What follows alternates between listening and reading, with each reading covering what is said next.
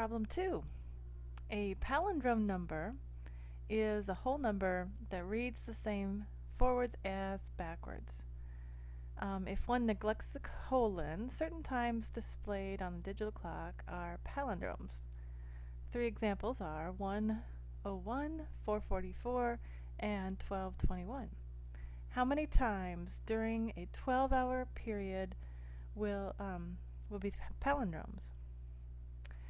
All right. Well, probably the way to approach this is just be very systematic.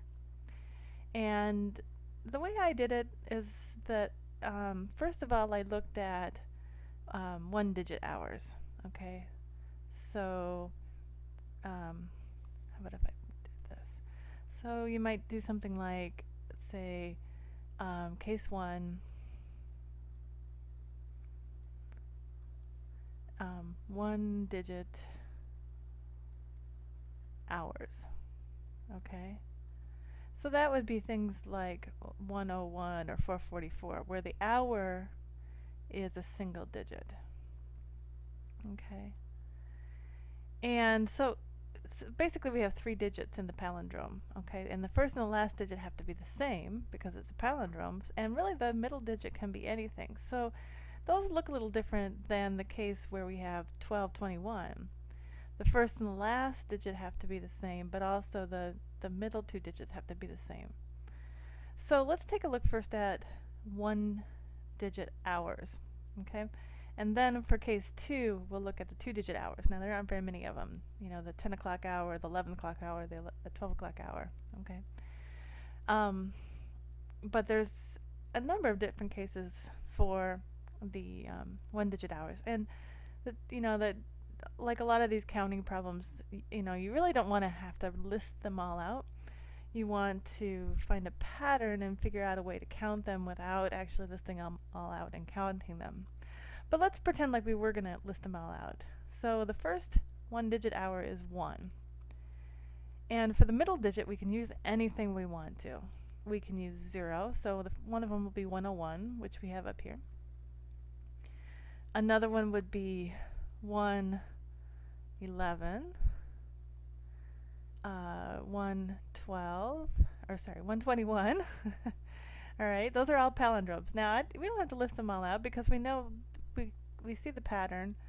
And so the last one would be 1:51, okay? Because there's only 60 minutes in an hour, and once we get to 1:59, the next hour is 2 o'clock, right? So basically we have 6 choices for the middle number, all right? And we actually have 9 choices. So I could do the same thing for 2:01, 2:12, 2:22. I could list them all out. But we have 9 choices for the first and last digits for the one-digit hours. So that we could go all the way up to 9:09, and then we would have 9:19, 9:29, okay, and so on all the way up to 9:59, okay.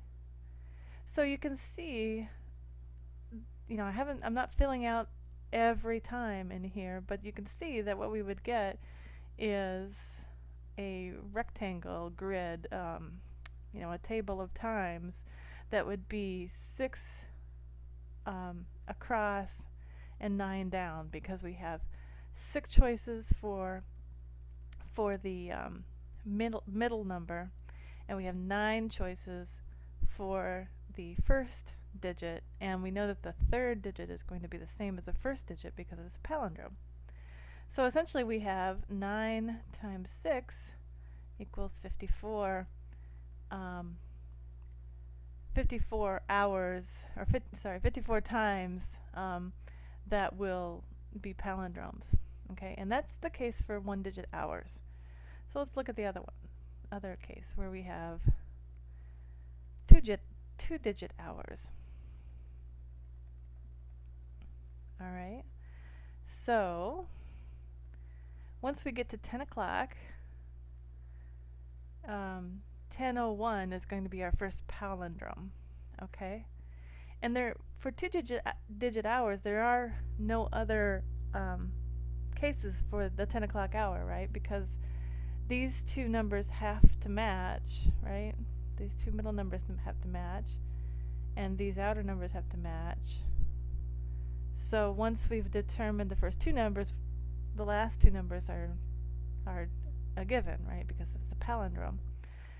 So the same thing goes for 11:11, and then we will have 12:21. And there's no other, in each of those hours, there's no other time that will be a palindrome.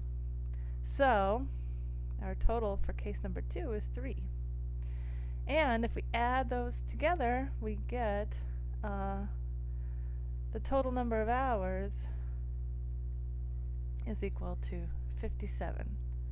So 57 times in a 12-hour period will be palindromes.